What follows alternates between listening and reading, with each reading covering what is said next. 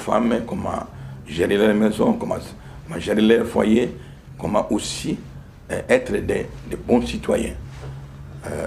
Nous, dans les sociales, nous avons un centre d'accueil où nous avons ramassé les enfants qu'on appelle communément les enfants de la rue pour les rééduquer et les réinsérer dans la société. Quatrième et dernier volet de son action, c'est le volet humanitaire. Les structures de la Fondation prennent part à l'aide et à l'assistance humanitaire en cas de cataclysme ou de calamité. Étant tout près de la population, la Fondation Olengi Osho a la connaissance des us et coutumes des peuples auprès desquels elle mène son action, ce qui facilite le contact et l'appréciation des besoins réels. Par exemple, lorsqu'il y a eu les volcans à l'est du pays, nous les avons assistés avec des vêtements, de la nourriture, ainsi de suite. Donc là aussi, nous intervenons dans des cas comme ça lorsqu'il y a des catastrophes qui mettent les vies humaines en danger. À travers toutes ces structures, la Fondation Olengi Osho se veut aussi créatrice d'emplois. Je ne saurais pas vous donner maintenant les chiffres exacts d'emplois que la Fondation a créés, mais quand je prends uniquement les côtés éducatifs, nous avons l'école Béré ici à Kinshasa, dont les personnels tournent autour de 50 personnes. Nous avons l'école Béré à Chikapa, à l'intérieur du pays, parce que nous ne travaillons pas seulement ici à Kinshasa. Et dans notre planification, il est prévu que dans chaque ville où nous sommes présents, nous devons créer ces structures. Quid du financement de la Fondation? C'est là où beaucoup de gens sont surpris.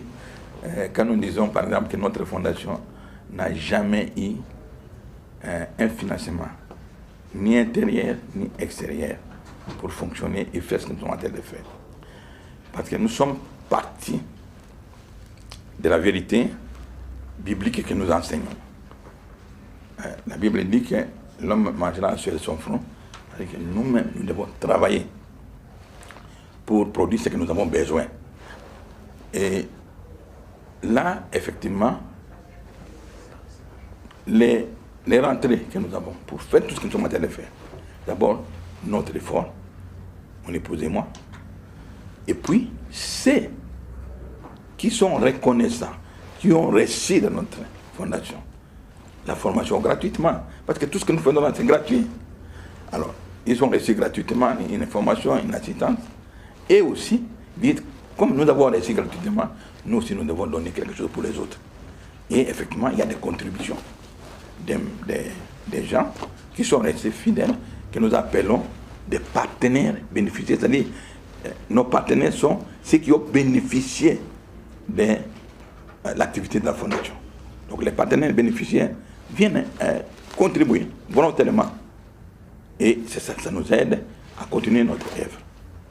En République démocratique du Congo notamment, en intervenant dans les domaines spirituels, éducatifs, social et humanitaires, la Fondation n'entend nullement jouer le rôle de l'État. Enfin, nous savons très bien que ça relève de la responsabilité de l'État de s'occuper de ces domaines, mais vous savez que notre État est jeune, se cherche encore, et que notre État a besoin des gens qui l'appuient. C'est pour ça que ce que nous faisons, nous savons que c'est un appui que nous apporte au gouvernement, que c'est la tâche principale du gouvernement, et nous venons en aide pour l'appuyer. Elle apporte simplement sa pierre à la construction de l'édifice national, tenant surtout compte de la conscientisation spirituelle et morale de la population. Tout ce que nous sommes en train de faire augmente l'activité dans laquelle nous sommes engagés. Donc nous sommes en train de construire, de participer à la construction. Nous apportons notre pierre dans cette construction-là. Donc là, nous sommes conscients que nous sommes en train de construire. Nous sommes en train de construire aussi, surtout dans le plan spirituel et moral, la moralisation. Parce que toutes ces structures-là que nous mettons en place, si vous n'avez pas de personnes moralement intègres et honnêtes pour les gérer, c'est peine perdue. Donc là, nous sommes en train de mettre vraiment l'accent sur la production des personnes honnêtes et intègres. Le travail de la FOW est un grand combat et mieux que quiconque, le couple fondateur est le premier à en être conscient. C'est pour cela que dans les domaines spirituels, notre ministère s'appelle le ministère de combat spirituel. C'est vraiment véritablement un combat. Et ce qui nous donne la joie, c'est que dans ce combat-là, nous avons l'assurance de la victoire, parce que celui qui combat, qui nous dirige dans ce combat, ce n'est pas un homme, c'est Dieu lui-même qui nous dirige dans ce combat. Mais nous avons des combats. Parce que quand vous voulez faire, vous devez savoir que dans ce monde qui est sous l'influence, la Bible dit, le monde est sous l'influence du malin. Dans ce monde qui est sous le vent du malin, quand vous voulez faire du bien, vous serez combattu. Et si vous prenez ce combat, charnellement, vous allez échouer. Il faut comprendre que c'est un combat spirituel.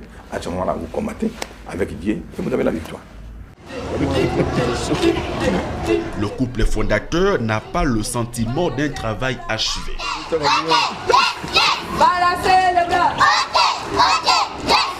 Ça ne veut pas dire que nous avons atteint l'objectif, non. Mais nous réalisons ce que nous pouvons réaliser aujourd'hui.